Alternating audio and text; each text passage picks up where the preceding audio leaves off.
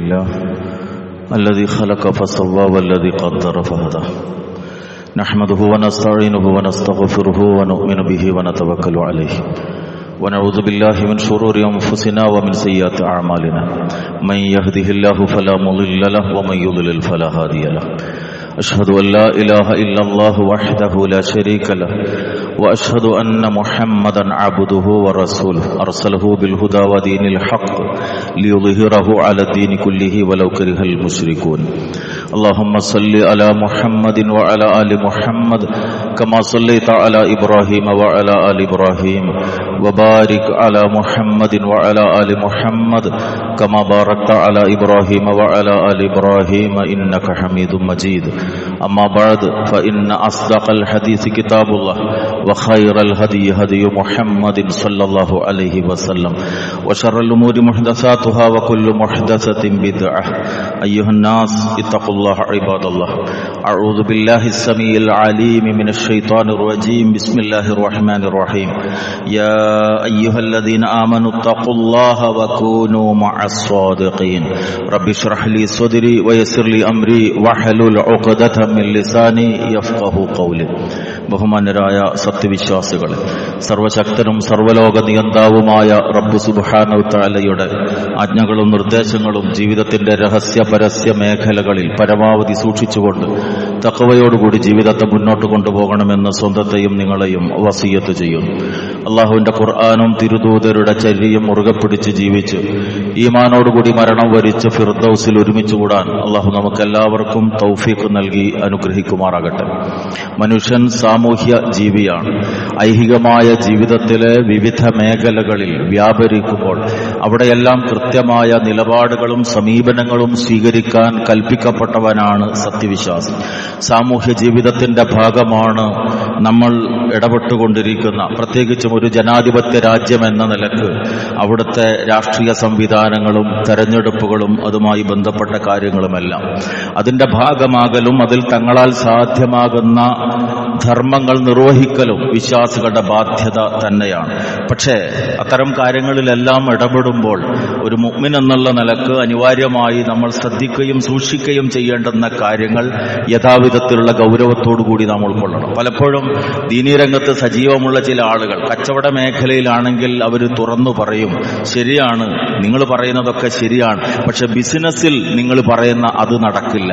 ഇടയ്ക്കൊക്കെ ടാക്സ് വെട്ടിക്കേണ്ടി വരും, ചില കള്ളക്കണക്കുകളൊക്കെ എഴുതേണ്ടി വരും, കച്ചവടത്തിൽ ദീന് ശരിയാവില്ല എന്ന് ദീനീ രംഗത്ത് തന്നെ പ്രവർത്തിക്കുന്ന ബോധമുള്ള ചില ആളുകൾ പലപ്പോഴും പറയുന്നത് നമുക്ക് കേൾക്കാൻ സാധിക്കും. അത് ശരിയായ കാര്യമല്ല. അതുപോലെ രാഷ്ട്രീയമാകുമ്പോൾ, സാമൂഹിക പ്രവർത്തനാകുമ്പോൾ അവിടെ നിങ്ങൾ പറയുന്നത് 100% ശരിയാകില്ല, അങ്ങനെ വേണ്ടിവരും, ഇങ്ങനെ വേണ്ടിവരും എന്നൊക്കെ ന്യായീകരണങ്ങൾ നടത്തൽ അതൊരു മുഅ്മിനെ സംബന്ധിച്ചിടത്തോളം പാടുള്ളതല്ല.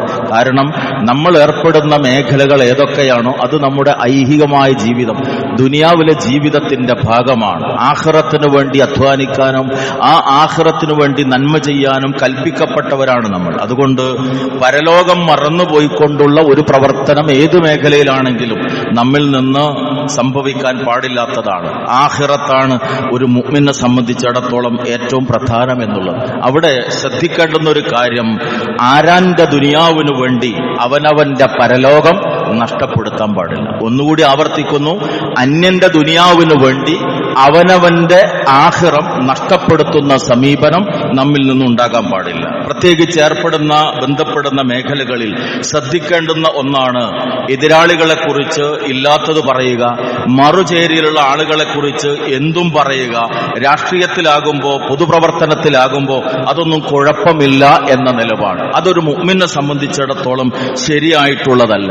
ഏഷണിയാകട്ടെ, പരദൂഷണമാകട്ടെ, അതുപോലുള്ള മറ്റു കാര്യങ്ങളെല്ലാം, പ്രത്യേകിച്ച് ലൈംഗികാരോപണം. ഇന്ന് നമുക്കറിയാം, നമ്മുടെ സമൂഹത്തിൽ ഏതൊരാളെയും മൂലക്കിരുത്താൻ, ഏതൊരാൾക്ക് നേരെയും എന്ത് നിലപാട് സ്വീകരിക്കാനും ഏറ്റവും എളുപ്പമുള്ളൊരു കാര്യം അയാളുടെ പേരിൽ ലൈംഗികമായ ആരോപണങ്ങൾ ഉന്നയിക്കുക എന്നതാണ്. അതുള്ളതാകട്ടെ ഇല്ലാത്തതാകട്ടെ. നമുക്കറിയാം, ഇസ്ലാമികമായ വിഷയത്തിലുള്ള മാനദണ്ഡം 4 സാക്ഷികളില്ലാത്ത പക്ഷം പറയാൻ പോലും പാടില്ല എന്നുള്ളതാണ്. പ്രത്യേകിച്ച് സ്ത്രീകളെ സംബന്ധിച്ച് ഇന്നത് പൊതു സ്വഭാവമായി മാറിക്കഴിഞ്ഞിട്ടുണ്ട്. പൊതുരംഗത്ത് പ്രവർത്തിക്കുന്നവരാകുമ്പോൾ പ്രത്യേകിച്ചും അതൊക്കെ എളുപ്പമാണ് അങ്ങനെയുള്ള ആരോപണങ്ങൾ കൊണ്ടുവരാൻ.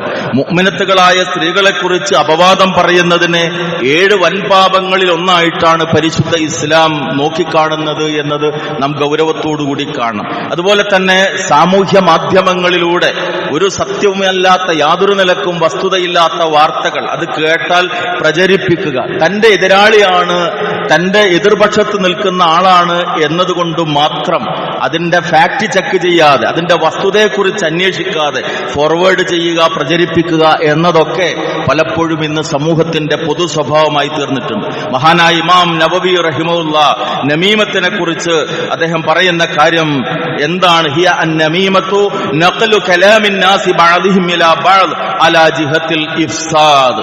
എന്തെങ്കിലുമൊക്കെ ഒരു കുഴപ്പമുണ്ടാക്കണം ഉദ്ദേശിച്ചുകൊണ്ട് ജനങ്ങളുടെ സംസാരം അവർക്കിടയിൽ പരസ്പരം എത്തിക്കുന്ന പണി. ഒരാൾ പറഞ്ഞത് മറ്റാളോട് പറയുക, അല്ലെങ്കിൽ അയാൾ പറഞ്ഞത് ഇപ്പുറത്ത് പറയുക. അതിന് ഏത് മാധ്യമങ്ങളാണോ ലഭിക്കുന്നത് അതൊക്കെ ഉപയോഗപ്പെടുത്തുക. അഷ്റഫുൽ ഖൽഖ് മുഹമ്മദ് റസൂലുള്ളാഹി സ്വല്ലല്ലാഹു അലൈഹി വസല്ലമയുടെ വചനം അബൂ ഹുറൈറ റളിയല്ലാഹു അൻഹു റിവായത്ത് ചെയ്യുന്നു. അവിടുന്ന് പറഞ്ഞു, കഫാ ബിൽ മർഇ ഇസ്മൻ അൻ യുഹദ്ദിസ ബികുല്ലി മാ സമിഅ.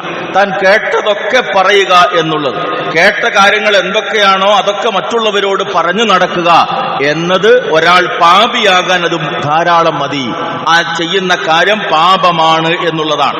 അസ്മാ ബിൻത് യസീദ് റളിയല്ലാഹു തആല അൻഹയിൽ നിന്ന് നിവേദനം ചെയ്യപ്പെട്ട മറ്റൊരു ഹദീസിൽ റസൂലുള്ളാഹി സ്വല്ലല്ലാഹു അലൈഹി വസല്ലം ചോദിച്ചു, അഫല ഉഖ്ബിറുകും ബി ശറാരികും ഖാലു ബലാ ഖാല അൽ മശാഊന ബിൻ നമീമ അൽ മുഫ്സിദൂന ബൈനൽ അഹിബ അൽ ബാഗൂന അൽ ബുറാ അൽ അന. നബി സല്ലല്ലാഹു അലൈഹി വസല്ലം പറയാണ്, നിങ്ങളുടെ കൂട്ടത്തിലെ ഏറ്റവും മോശപ്പെട്ടവൻ ആരാണ് എന്ന് ഞാൻ നിങ്ങൾക്ക് പറഞ്ഞു തരട്ടെയോ? സഹാബത്ത് പറഞ്ഞു, അതെ. ആ സന്ദർഭത്തിൽ റസൂലുള്ളാഹി പറഞ്ഞു, നിരന്തരം നമീമത്തുമായി നടക്കുന്ന ആളുകളാണ്. അൽ മശാഊന ബിൻ നമീമ, നമീമത്തുമായി നടക്കുന്നവരാണ്. ആർക്കിടയിൽ? എങ്ങനെ? അൽ മുഫ്സിദൂന ബൈനൽ അഹിബ്ബ, സ്നേഹമുള്ള ആളുകൾക്കിടയിൽ ഫസാദ് ഉണ്ടാക്കുക. രണ്ടാള് നല്ല നിലക്കാണ് പോകുന്നത് എന്ന് കണ്ടാൽ അവർക്കിടയിൽ കുഴപ്പമുണ്ടാക്കാൻ ശ്രമിക്കുക. അൽ ബാഗൂനൽ ബുറാ അൽ അന, അതുപോലെ തന്നെ നിരപരാധികളായ ആളുകളുടെ പേരിൽ നാശം കൊതിക്കുക. അവർക്ക് എന്തെങ്കിലുമൊക്കെ കുഴപ്പമുണ്ടാകണം. ഒരാൾക്ക് നല്ല പേരും പ്രശസ്തിയും പെരുമയൊക്കെ ഉണ്ടെങ്കിൽ അതെങ്ങനെയെങ്കിലും ഒന്ന് നശിച്ച് കാണണമെന്ന ഒരു ദുഷിച്ച മനസ്സിന്റെ ഉടമയായി തീരുക. ഇതൊക്കെ നിങ്ങൾ പാപികളായി തീരാൻ മതിയായി തീരും. മറ്റൊരു വചനത്തിൽ അവിടുന്ന് പറഞ്ഞു, അതദ്റൂന മൽ ഗൈബ, എന്താണ് ഗൈബത്ത്? പരദൂഷണമെന്ന് നിങ്ങൾക്കറിയാമോ? ഖാലു അല്ലാഹു വറസൂലുഹു ആലം, അല്ലാഹുവും റസൂലിനുമേ അറിയുള്ളൂ എന്ന് പറഞ്ഞപ്പോൾ റസൂലുള്ളാഹി പറഞ്ഞു, ദിക്റുക അഖാക ബിമാ യക്റഹ്, നിന്റെ സഹോദരൻ വെറുക്കുന്ന ഒരു അദ്ദേഹത്തെ കുറിച്ച് പറയുക. ഖീല ഫറഅയ്ത ഇൻ കാന ഫീ അഖീ മാ അഖൂൽ, ഞാൻ ഈ പറയുന്ന കാര്യം അയാളിൽ ഉണ്ടെങ്കിൽ അത് പരദൂഷണമാകുമോ എന്ന് ചോദിച്ചപ്പോ റസൂലിന്റെ മറുപടി, ഇൻ കാന ഫീഹി മാ തഖൂൽ ഫഖദ് ഇഗ്തബതഹു, നീ പറയുന്നത് അവനിൽ ഉണ്ടെങ്കിൽ തീർച്ചയായും നീ പരദൂഷണമാണ് പറഞ്ഞത്. വഇല്ലം യകുൻ ഫീഹി ഫഖദ് ബഹത്തഹു, ഇനി ഇല്ലാത്തതാണ് നീ പറഞ്ഞതെങ്കിൽ ഒരു കളവ് അവന്റെ പേരിൽ ആരോപിച്ചാണ്. രണ്ടാണെങ്കിലും നിന്റെ പേരിൽ പാപം എഴുതപ്പെട്ടു എന്നുള്ളതാണ്. ആ സ്വഭാവമുള്ള ആളുകൾക്ക് പരലോകത്തുള്ള ശിക്ഷ ഗൗരവപൂർവ്വമാണ് റസൂലുള്ളാഹി സ്വല്ലല്ലാഹു അലൈഹി വസല്ലം പറഞ്ഞത്. അവിടുന്ന് പറഞ്ഞു, ലമാ ഉരിജ ബി മറർതു ബിഖൗമിൻ ലഹും അൽഫാറും മിൻ നുഹാസിൻ യഖ്മിശൂന വുജൂഹഹും വസുദൂറഹും ഫഖുൽതു മൻ ഹൗലാ യാ ജിബ്രീൽ. മിഅ്റാജിന്റെ സന്ദർഭം, ആകാശലോകങ്ങളിലൂടെയുള്ള യാത്രക്കിടയിൽ ഒരു വിഭാഗം ആളുകളെ ഞാൻ കണ്ടു, ചെമ്പിന്റെ നഖങ്ങളാൽ അവരുടെ നെഞ്ചും മുഖവും മാന്തി കീറുന്ന ഒരു കൂട്ടം ആളുകൾ. ജിബ്രീൽ അലൈഹിസ്സലാമിനോട് ഞാൻ ചോദിച്ചു, ആരാണിവർ? ഖാല ഹൗലാഇ അല്ലദീന യഅകുലൂന ലുഹൂമൻ നാസ് വയഖഊന ഫീ അഅറാളിഹിം. ആരാണ് ഈ ആളുകൾ എന്നറിയാമോ? ജനങ്ങളുടെ മാംസം തിന്ന് നടന്ന ആളുകളാണ്. അന്യനെ കുറിച്ച് പരദൂഷണം പറഞ്ഞ് നടന്ന ആളുകളാണ്. അതേപോലെ തന്നെ അവരുടെ അഭിമാനത്തിന് ക്ഷതമേൽപ്പിക്കുകയും ചെയ്തു. മറ്റുള്ളവന്റെ അഭിമാനത്തിന് ഒരു വിലയും കൽപ്പിച്ചില്ല. നമുക്കറിയാം, പലപ്പോഴും ആരോപണങ്ങൾ വരുമ്പോ മാധ്യമങ്ങൾ അത് ആഘോഷിക്കും. പക്ഷേ പിന്നീട് വസ്തുത വ്യക്തമാക്കപ്പെടുമ്പോ ഒരു മാധ്യമത്തിൽ അത് വരില്ല. അധ്യാപകന്റെ പേരിൽ വിദ്യാർത്ഥിനി ലൈംഗികാരോപണം ഉന്നയിച്ചു, 8 വർഷം അയാൾ ജയിലിലായി. ചാനലുകൾ ആഘോഷിച്ചിട്ടുണ്ടാവും. 8 കൊല്ലം കഴിഞ്ഞിട്ട് റിപ്പോർട്ട് വരികയാണ്, പെൺകുട്ടി പറയാണ്, ഞാൻ അദ്ദേഹത്തോടുള്ള വിരോധം കൊണ്ട് പറഞ്ഞതാണ്. അത് പത്രത്തിൽ വാർത്ത വരുമോ? ഇല്ല. അതുപോലെ തന്നെയാണ് ഏത് തിന്മയുടേതായ കാര്യങ്ങളും പ്രചരിപ്പിക്കാൻ ആളുകൾക്ക് ഇഷ്ടമാണ്. പക്ഷെ പലപ്പോഴും ആരോപിക്കപ്പെട്ട കാര്യങ്ങളാണെങ്കിൽ സത്യം പുറത്തു വന്നാൽ പോലും അത് പറയുന്നതിൽ ആളുകൾക്ക് ഇഷ്ടമുണ്ടാകില്ല. ഇങ്ങനെയുള്ള സ്വഭാവം ഒക്കെ നിങ്ങളിൽ ഉണ്ടെങ്കിൽ വിട്ടില്ലെങ്കിൽ നാളെ പരലോകത്ത് കടുത്ത ശിക്ഷയുണ്ട് എന്നതാണ് പരിശുദ്ധ ഇസ്ലാം നമുക്ക് പഠിപ്പിച്ചു തരുന്നത്. അതുപോലെ തന്നെ ഏഷണിക്കാരൻ ലാ യദ്ഖുലുൽ ജന്നത നമ്മാം, നമീമത്ത് പറഞ്ഞു നടക്കുന്നവൻ, ഏഷണിക്കാരൻ സ്വർഗത്തിൽ പ്രവേശിക്കയില്ല എന്നാണ് മഹാനായ തിരുദൂതർ സ്വല്ലല്ലാഹു അലൈഹി വസല്ലമ നമുക്ക് പഠിപ്പിച്ചു തന്നിരിക്കുന്നത്. അവിടുന്ന് മറ്റൊരിക്കൽ പറഞ്ഞു, മിൻ ഹുസ്നി ഇസ്ലാമിൽ മർഇ തർക്കുഹു മാ ലാ യഅനി. എപ്പോഴും നമ്മൾ ശ്രദ്ധിക്കേണ്ടുന്ന ഒരു കാര്യമാണ്, തന്നെ ബാധിക്കാത്ത കാര്യങ്ങൾ ഒഴിവാക്കുക. എല്ലായിടത്തും ചെന്ന് അഭിപ്രായം പറയുകയല്ല, എല്ലാത്തിലും തലവെച്ചു കൊടുക്കുകയല്ല. തന്നെ ബാധിക്കാത്ത കാര്യങ്ങളാണോ അതിൽ നിന്ന് വിട്ടുനിൽക്കുക, അതിനെക്കുറിച്ച് സംസാരം നടത്താതിരിക്കുക. ഇത് ഇസ്ലാം ഒരു മനുഷ്യന് നൽകുന്ന ഉത്തമ ഗുണങ്ങളിൽപ്പെട്ടതാണ് എന്നതാണ്. അതുപോലെ തന്നെ ഒരു തെരഞ്ഞെടുപ്പ് വരുമ്പോൾ പ്രത്യേകിച്ചും ശ്രദ്ധിക്കേണ്ടുന്ന മറ്റൊരു കാര്യമാണ് സ്ത്രീകളുമായി ബന്ധപ്പെട്ട കാര്യം. ഇസ്ലാം സ്ത്രീകളെ സംബന്ധിച്ച് കൃത്യമായ നിലപാടുകൾ, സമീപനങ്ങൾ വ്യക്തമാക്കിയിട്ടുണ്ട്. അവരുടെ വസ്ത്രധാരണ രീതി, അവർ സാമൂഹിക രംഗത്തേക്ക് ഇടപെടുമ്പോൾ, വീട്ടിൽ നിന്ന് പുറത്തിറങ്ങിയാൽ അന്യ പുരുഷന്മാരുമായുള്ള ഇടപെടലുകളിൽ എങ്ങനെയാകണം എന്ന് തുടങ്ങിയ കാര്യങ്ങൾ നമുക്കറിയാം. നമ്മുടെ രാഷ്ട്രീയ രംഗത്ത് സ്ത്രീ സംവരണം നിലവിലുള്ള ഒരു കാലഘട്ടമാണ്. സ്വാഭാവികമായി തെരഞ്ഞെടുപ്പുകൾ വരുമ്പോൾ അവരുടെ പ്രാതിനിധ്യം ഉണ്ടാകും. അത്തരം ഘട്ടങ്ങളിലൊക്കെ ഒരു മുസ്ലിം എന്നുള്ള നിലക്ക് പ്രവർത്തിക്കുന്ന ഒരു വനിത ശ്രദ്ധിക്കേണ്ടുന്ന ഇസ്ലാമികമായ ബാധ്യതകളുണ്ട്. നമുക്കറിയാം, നമ്മുടെ നാട്ടിലെ തെരഞ്ഞെടുപ്പിന്റെ സാഹചര്യത്തിൽ അവരുടെ വർണ്ണ പോസ്റ്ററുകൾ എങ്ങുമുണ്ടാകും എന്നുള്ളത് ഒരു ദുരന്തമാണ്. അതേപോലെ തന്നെ അന്യരുടെ കൂടെ ഇരിക്കാനും പെരുമാറാനും ഒക്കെ ആവശ്യമായി വരുന്ന അനിവാര്യ ഘട്ടങ്ങൾ ഉണ്ടാകും. അവിടെയൊക്കെ ഇടപെടുന്ന ഒരു സ്ത്രീയിൽ ശ്രദ്ധയുണ്ടാകണം, സൂക്ഷ്മതയുണ്ടാകണം. വൈകിയ സന്ദർഭങ്ങളിൽ യാത്രകൾ നടത്തേണ്ടി വരും. മഹ്റം കൂടെയില്ലാത്ത യാത്രകൾ അത്തരം സന്ദർഭങ്ങളിൽ ഉണ്ടാകുന്നതിനെ കുറിച്ച് സ്ത്രീകൾ അങ്ങേയറ്റം ശ്രദ്ധയുണ്ടാകണം. അന്യരായ ആളുകൾക്ക് തിന്മക്കുള്ള സാഹചര്യങ്ങൾ ഒരു പൊതുരംഗത്തേക്ക് ഇറങ്ങുന്ന സ്ത്രീയിൽ നിന്ന് ഉണ്ടാകാതെ ശ്രദ്ധിക്കുക എന്നുള്ളത് വളരെ പ്രധാനമാണ്. പ്രത്യേകിച്ച് ഇന്നിന്റെ സാഹചര്യങ്ങളിൽ പൊതുരംഗത്ത് പ്രവർത്തിക്കുന്ന സ്ത്രീകളിൽ ഇസ്ലാമികമായ അധ്യാപനത്തെക്കുറിച്ചുള്ള സൂക്ഷ്മത ബോധം മുൻകാലത്തേതിനേക്കാളും അനിവാര്യമായിരിക്കുന്ന ഒരു കാലഘട്ടമാണ്. ഇതേ വിധത്തിൽ തന്നെ അധികാരം, നമുക്കറിയാം, അതെന്നും മനുഷ്യനെ മത്തുപിടിപ്പിക്കുന്നതാണ്. സമൂഹത്തിൽ ഒരു 5 കൊല്ലമൊക്കെ അധികാരത്തിന്റെ പങ്ക് ലഭിച്ച ആള് സ്വാഭാവികമായി തനിക്കിനി അവസരം ലഭിക്കണമെന്ന് ആഗ്രഹിക്കും. അങ്ങനെ ലഭിച്ചിട്ടില്ല എങ്കിൽ പാർട്ടിക്കെതിരെ അയാൾ മത്സരിക്കാൻ തയ്യാറാകും. അതിനുവേണ്ടി പത്രസമ്മേളനങ്ങൾ നടത്തും. അതിനാളെ കൂട്ടാനുള്ള ശ്രമങ്ങളൊക്കെ ഉണ്ടായിത്തീരും. അധികാരം മനുഷ്യനെ എന്നും മത്തുപിടിപ്പിച്ചിട്ടുള്ള കാര്യമാണ്. പക്ഷെ അവിടെയും ഇസ്ലാമിന് ചില സമീപനങ്ങളുണ്ട്. അധികാരത്തെ ഒരലങ്കാരമായി കാണേണ്ടുന്നവനല്ല മുസ്ലിം. തന്നിലൊരു ഉത്തരവാദിത്തം ഏൽപ്പിക്കപ്പെട്ട, അതൊരു വാർഡിന്റേതാകട്ടെ, ഒരു നിയോജക മണ്ഡലത്തിൻ്റെതാകട്ടെ, ഒരു പാർലമെന്റ് മണ്ഡലത്തിൻ്റെതാകട്ടെ, ഏതായിരുന്നാലും ശരി, ഇമാറത്ത് ഏൽപ്പിക്കപ്പെട്ടാൽ അതിനെ സൂക്ഷ്മതയോടുകൂടി കൈകാര്യം ചെയ്യേണ്ടുന്നവനാണ് മുഅ്മിൻ. ചോദിച്ചു വാങ്ങുന്ന സ്വഭാവം, നേതൃത്വം, അധികാരം ആഗ്രഹിക്കുന്ന സ്വഭാവം നിങ്ങളിൽ ഉണ്ടാവരുത് എന്നതാണ് റസൂലുള്ളാഹി സ്വല്ലല്ലാഹു അലൈഹി വസല്ലമയുടെ കൽപ്പന. അവിടുന്ന് പറഞ്ഞു, ഇന്നകും സതഹ്രിസൂന അലൽ ഇമാറ, നിങ്ങൾ എപ്പോഴും നേതൃത്വം ആഗ്രഹിക്കുന്നവരാണ്. എന്നെ ആ സ്ഥാനത്ത് ഇരുത്തണം, അല്ലെങ്കിൽ എനിക്ക് ആ പദവി കിട്ടണം എന്നത് നിങ്ങളുടെ ഒരാഗ്രഹമാണ്. പക്ഷേ വസതകൂനു നദാമതൻ യൗമൽ ഖിയാമ, നിങ്ങൾ നേതൃത്വം ആഗ്രഹിക്കുന്നുവെങ്കിൽ പരലോകത്ത് അത് നിങ്ങൾക്ക് ഖേദത്തിന് കാരണമാകും. കാരണം ഉത്തരവാദിത്തം ഏൽപ്പിക്കപ്പെട്ടാൽ അതിനോട് നീതി പാലിക്കപ്പെട്ടിട്ടില്ലെങ്കിൽ ആ ചോദ്യം നേരിടേണ്ടി വരും. ആ ഭയമാണ്, പരലോകത്തെ ചോദ്യത്തെക്കുറിച്ചുള്ള ഭയമാണ് മഹാനായ അബൂബക്കർ സിദ്ദീഖ് റളിയല്ലാഹു അൻഹുവിന്റെയും ഉമർ ഇബ്നുൽ ഖത്താബ് റളിയല്ലാഹു അൻഹുവിന്റെയും ഒക്കെ ഉറക്കം കെടുത്തിയത് എന്നത് ചരിത്രത്തിൽ നമുക്ക് കാണാൻ സാധിക്കും. അബൂദർ റളിയല്ലാഹു അൻഹുവിനോട് നബി സല്ലല്ലാഹു അലൈഹി വസല്ലം നൽകിയ ശ്രദ്ധേയമായ ഒരു ഉപദേശം ഹദീസിൽ നമുക്ക് കാണാൻ സാധിക്കും. ആളുകളെ പല ചുമതലകൾ ഏൽപ്പിച്ചു കൊടുത്ത സന്ദർഭം സാത്വികനായ അബൂദർ റളിയല്ലാഹു അൻഹു റസൂലിന്റെ അടുക്കൽ ചെന്നിട്ട് ചോദിച്ചു, യാ റസൂലല്ലാഹ് അലാ തസ്തഅ്മിലുനി ഖാല ഫളറബ ബിയദിഹി അലാ മൻകിബി.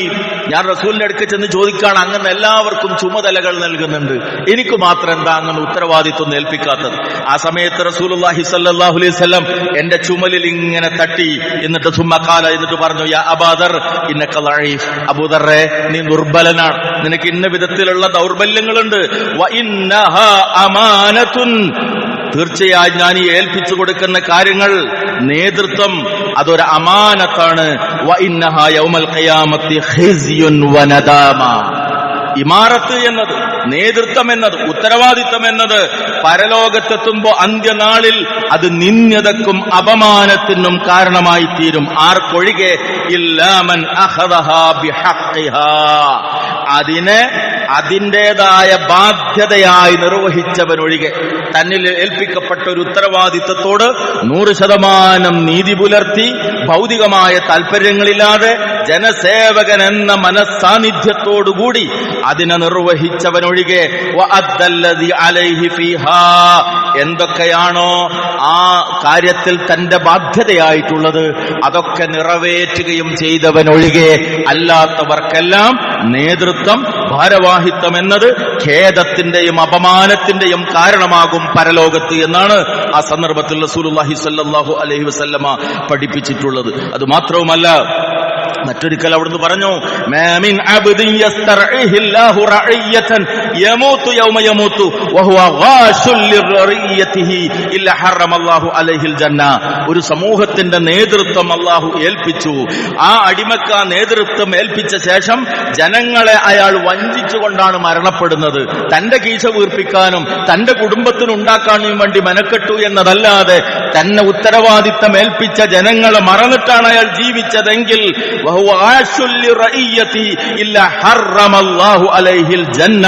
അല്ലാഹു അവന് സ്വർഗം നിഷിദ്ധമാക്കാതിരിക്കില്ല എന്നാണ് റസൂലുള്ളാഹി സ്വല്ലല്ലാഹു അലൈഹി വസല്ലമ പഠിപ്പിച്ചിട്ടുള്ളത്. ഇതെല്ലാം ഗൗരവതരമായി ഉൾക്കൊള്ളേണ്ടതാണ്. അതോടൊപ്പം മനസ്സിലാക്കേണ്ടത്, ഈ രാഷ്ട്രീയ പ്രവർത്തനത്തിലും സാമൂഹിക പ്രവർത്തനത്തിലുമൊക്കെ ഏറെ നന്മകളുണ്ട്. ജനങ്ങൾക്ക് നന്മ ചെയ്യാൻ ലഭിക്കുന്ന ഒരു അവസരമാണ്. അവിടെ ലോകമാന്യത വരാതിരിക്കാൻ ശ്രദ്ധിക്കുക. എന്തൊക്കെ നന്മകൾ ചെയ്യുമ്പോഴും പ്രീതിയാകണം, അടുത്ത സീറ്റും തനിക്ക് കിട്ടണം, അടുത്ത തവണയും താൻ തെരഞ്ഞെടുക്കപ്പെടണം എന്നതാകരുത്. മുഅ്മിൻ ചെയ്യുന്ന ഏതൊരു കർമ്മത്തിന്റെയും ആത്യന്തിക ലക്ഷ്യം പരലോകത്തുള്ള പ്രതിഫലമാകണം. അതുപോലെ തന്നെ ജനങ്ങൾക്ക് വേണ്ടി ചെയ്യുന്ന കാര്യങ്ങളിലെല്ലാം അള്ളാഹുവിന്റെ പ്രീതി എന്നതല്ലാതെ മറ്റൊരു ചിന്തയുണ്ടാകരുത്. ജനങ്ങളുടെ സ്ഥാനം, ഫോട്ടോക്ക് പോസ് ചെയ്യാൻ, സ്റ്റേജിൽ സീറ്റ് കിട്ടാൻ, അങ്ങനെയുള്ള ഭൗതിക താല്പര്യം വന്നാൽ മൻ സമ്മഅ അല്ലാഹു ബിഹി, ഏതെങ്കിലും ഒരാള് കീർത്തിലാക്കാക്കിയാൽ, പ്രശസ്തി കിട്ടണമെന്ന് ആഗ്രഹിച്ചാൽ അള്ളാഹു അവൻ അപകീർത്തിപ്പെടുത്തും. റസൂലിന്റെ വാക്കാണ്. വമൻ അല്ലാഹു ബിഹി, ജനങ്ങളെ കാണിക്കണമെന്ന് ആഗ്രഹിച്ച ആരെങ്കിലും എന്തെങ്കിലും ചെയ്താൽ ഏറ്റവും മോശമായ രൂപത്തിൽ അവനെ ജനങ്ങളുടെ മുമ്പിൽ അള്ളാഹു കാണിക്കും. റസൂലുള്ളാഹി സ്വല്ലല്ലാഹു അലൈഹി വസല്ലമയുടെ വാക്കാണ്. അതുപോലെ തന്നെ ഈ രംഗത്ത് ശ്രദ്ധിക്കേണ്ടുന്ന മറ്റൊന്നാണ് പൊള്ളയായ വാഗ്ദാനങ്ങൾ നൽകുക എന്നത്. വാക്കു പാലിക്കൽ മുഅ്മിനിന്റെ ബാധ്യതയാണ്. ഭൗതികമായ നേട്ടങ്ങൾ ആഗ്രഹിച്ചുകൊണ്ട് പൊള്ളയായ വാഗ്ദാനങ്ങൾ നൽകുക, അതിനോട് യാതൊരു നിലക്കും കൂറ് പുലർത്താതിരിക്കുക. റസൂലുള്ളാഹി സ്വല്ലല്ലാഹു അലൈഹി വസല്ലം പറഞ്ഞു, ആയത്തുൽ മുനാഫിഖി സലാസ്, ഇദാ ഹദ്ദസ കദീബ വഇദാ വഅദ അഖ്ലഫ വഇദാ തുമിന ഖാന ഫൽ വാജിബു അലൽ മുസ്ലിം. തീർച്ചയായും ഒരു മുസ്ലിമിനെ സംബന്ധിച്ചിടത്തോളം അനിവാര്യമായിട്ടുള്ളതാണ്, ശ്രദ്ധിക്കലാണ് ഈ 3 കാര്യങ്ങൾ. മുനാഫിക്കിന്റെ ലക്ഷണങ്ങളിൽപ്പെട്ടതാണ് 3 കാര്യങ്ങൾ. ഒന്ന്, സംസാരിച്ചാൽ കളവ് പറയുക. മറ്റൊന്ന്, വാഗ്ദത്തം ചെയ്താൽ ലംഘിക്കുക. 3, വിശ്വസിച്ചാൽ വഞ്ചന കാണിക്കുക. ഇത് 3 ഒന്നിച്ചു വന്നു. മറ്റൊരു സന്ദർഭത്തിൽ റസൂലുള്ളാഹി പറഞ്ഞത് 3-ൽ 1 ഒരാളിൽ ഉണ്ടായാലും അയാൾ മുനാഫിഖാണ് എന്നുള്ളതാണ്. ഈ രംഗവും പൊതുപ്രവർത്തന മേഖലയിൽ നാം ശ്രദ്ധിക്കേണ്ടുന്ന കാര്യമാണ്. അതോടൊപ്പം തന്നെ ആരാധനകളെ അവഗണിക്കുന്ന സ്വഭാവം പാടില്ല. ഇന്നലെയും ചില ആളുകൾ അനുഭവം സൂചിപ്പിക്കുകയുണ്ടായി. മഗ്‌രിബിന്റെ സമയത്ത് അവന് തിരക്ക. കാരണം എന്താ? ജാഥക്കുള്ള ആളെ റെഡിയാക്കുകയാണ്, കൊടി കൈ കൊടുക്കുക, തൊട്ടുപുറത്തെ പള്ളിയിൽ മഗ്‌രിബിന്റെ നമസ്കാരം നടക്കുക. അവന്റെ പ്രവർത്തനം എന്തിനു വേണ്ടിയാണ്? നാടിന്റെ നന്മക്ക് വേണ്ടിയാണ്, സമുദായത്തിന്റെ പുരോഗതിക്ക് വേണ്ടിയാണ്, ജനങ്ങളുടെ ക്ഷേമത്തിന് വേണ്ടിയാണ്. പക്ഷേ ആഖിറത്തിനുള്ള ഏറ്റവും പ്രധാനപ്പെട്ട ജമാഅത്ത് നമസ്കാരം ഇപ്പുറത്ത് നടക്കുമ്പോ ജാഥക്കണികളെ റെഡിയാക്കുന്നതാണെങ്കിൽ എവിടെയാണ് നമ്മൾ മുഅ്മിനായി തീരുക? എങ്ങനെയാണ് നമ്മൾ സത്യവിശ്വാസികൾക്ക് മാതൃകയായി തീരുക? അതുകൊണ്ട് തന്നെ നമ്മുടെ രാഷ്ട്രീയവും നമ്മുടെ പ്രവർത്തനങ്ങളും റബ്ബിനോടുള്ള ബാധ്യതയായ ആരാധനകളിൽ കുറവ് വരുന്ന അവസ്ഥ വരാതെ ശ്രദ്ധിക്കാനും സൂക്ഷിക്കാനും നമുക്ക് സാധിക്കണം. അപ്പോഴാണ് റബ്ബിന്റെ തൗഫീഖ് ഉണ്ടാവുക, അള്ളാഹുവിൽ നിന്നുള്ള ബർക്കത്തുണ്ടായി തീരുക. ആത്യന്തികമായി ഏതൊരു കാര്യത്തിലും നന്മ കൈവരണമെങ്കിൽ റഹ്മാനായ റബ്ബിൽ നിന്നുള്ള സഹായം കൊണ്ട് മാത്രമേ അത് സാധിക്കുകയുള്ളൂ എന്നുള്ളത് നമുക്ക് മനസ്സിലാക്കാൻ സാധിക്കണം. ആ മാതൃകയാണ് ഒരു മതേതര രാജ്യത്ത് ജീവിക്കുമ്പോൾ നമുക്കറിയാം. പൂർവികരായ നമ്മുടെ നേതാക്കളെല്ലാം അവരുടെ ജീവിതത്തിൽ കാണിച്ച കണിശതകൾ ഉണ്ടായിരുന്നു. കേരളത്തിന്റെ മണ്ണിൽ പോലും ഞാൻ പേരെടുത്തു പറയേണ്ടതില്ല, പൊതുപ്രവർത്തനത്ത് രാഷ്ട്രീയ രംഗത്ത് നേതൃത്വത്തിൽ നിൽക്കുമ്പോഴും മതപരമായ അവരുടെ ഐഡന്റിറ്റി അവരൊരിക്കലും കളഞ്ഞു കുളിച്ചിട്ടില്ല. വിചാരണയുടെ ഘട്ടത്തിൽ കോഴിക്കോട്ടെ കോടതിയിൽ വെച്ച് വിചാരണ നടക്കുമ്പോ തൊട്ടുമുമ്പുള്ള പള്ളിയിൽ വെച്ച്, അന്നത്തെ പട്ടാളപ്പള്ളിയിൽ വെച്ച് ബാങ്കൊലി ഉയർന്നപ്പോ, മഗ്രിബിന്റെ ബാങ്കൊലി ഉയർന്നപ്പോ, ഇന്നത്തെ കമ്മീഷൻ ഓഫീസിന്റെ സ്ഥാനത്തുള്ള അന്നത്തെ പട്ടാള കോടതിയിൽ വെച്ച്, ആ കോടതിയിൽ റൂമിൽ വെച്ച് ആ ഘട്ടത്തിൽ വിചാരണയുടെ ഘട്ടത്തിൽ നമസ്കാരം നിർവഹിച്ച ഒരു നേതാവിന്റെ ചരിത്രം കേരളത്തിന്റെ ചരിത്രത്തിൽ നമുക്ക് വായിക്കാൻ സാധിക്കുന്നതാണ്. അവരൊക്കെ പൊതുരംഗത്ത് നേതൃത്വത്തിലുണ്ടായപ്പോഴും ഇസ്ലാമികമായ ഐഡന്റിറ്റി കളഞ്ഞു കുളിച്ചിട്ടില്ല. ആ ഒരു മാതൃകയാകണം നമ്മളും സൂക്ഷിക്കേണ്ടത്. അതുകൊണ്ട് ഈ രംഗത്തേക്ക് ഇറങ്ങുമ്പോൾ, പ്രത്യേകിച്ചും ഒരു തെരഞ്ഞെടുപ്പിന്റെ ചൂടിലാകുമ്പോൾ, എന്തേ QHLS ക്ലാസ് കണ്ടെന്ന് ചോദിച്ചാൽ, കണ്ടില്ല എന്ന് ചോദിച്ചാൽ മൂപ്പർ ഇലക്ഷന്റെ തിരക്കിലായതുകൊണ്ടാണ്. എന്താണ് പള്ളിയിലെത്താൻ വയ്യതെന്ന് ചോദിച്ചാൽ തെരഞ്ഞെടുപ്പിന്റെ തിരക്കിലാണ്. എന്താണ് ജമാഅത്തിന് കണ്ടില്ലെന്ന് ചോദിച്ചാൽ ഇലക്ഷൻ പ്രചരണമായത് പോയതാണ് എന്നും മറുപടി പറയുന്ന ഒരവസ്ഥ നമ്മളെക്കുറിച്ച് വന്നെങ്കിൽ അത് നമ്മുടെ പരാജയത്തിന്റെ തുടക്കമാണ് എന്ന് നാം തിരിച്ചറിയണം. റഹ്മാനായ നാഥൻ ജീവിതത്തിന്റെ എല്ലാ രംഗങ്ങളിലും കൃത്യമായ ഇസ്ലാമികമായ മാതൃക കാത്തുസൂക്ഷിച്ചുകൊണ്ട് അള്ളാഹുവിനെ സൂക്ഷിച്ച് ജീവിക്കുന്ന, സമൂഹത്തിൽ നന്മയുടെ മുന്നിൽ നടക്കുന്ന മാതൃകാ മുസ്ലിമായി ജീവിച്ചു മരിക്കാൻ നമുക്കെല്ലാവർക്കും തൗഫീഖ് നൽകി അനുഗ്രഹിക്കുമാറാകട്ടെ.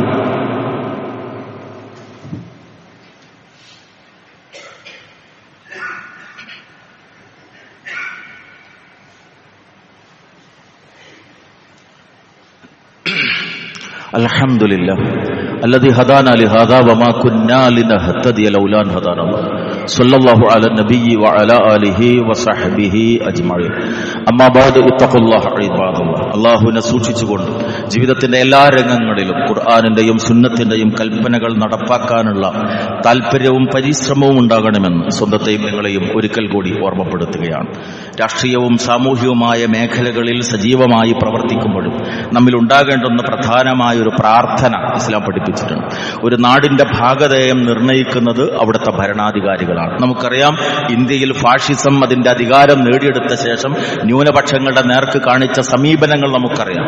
ബുൾഡോസർ രാജാണ് ഉത്തരേന്ത്യൻ സംസ്ഥാനങ്ങളിൽ പലയിടത്തും നടന്നുകൊണ്ടിരിക്കുന്നത്. ന്യൂനപക്ഷങ്ങളെ രാജ്യത്തിന്റെ പൗരത്വത്തിൽ നിന്ന് വെട്ടിമാറ്റാനുള്ള ഒളി അജണ്ടകളാണ് SIR എന്ന പേരിൽ ഇന്ന് വിവിധ സംസ്ഥാനങ്ങളിൽ നടന്നുകൊണ്ടിരിക്കുന്നത്. ഇവിടെയൊക്കെ നമ്മളിൽ നിന്ന് പ്രധാനമായ ഒരു പ്രാർത്ഥന അനിവാര്യമാണ്. റസൂലുള്ളാഹി സ്വല്ലല്ലാഹു അലൈഹി വസല്ലം പഠിപ്പിച്ചിട്ടുള്ള പ്രാർത്ഥന, അല്ലാഹുമ്മ ലാ തുസല്ലിത് അലൈനാ മൻ ലാ യർഹമുനാ.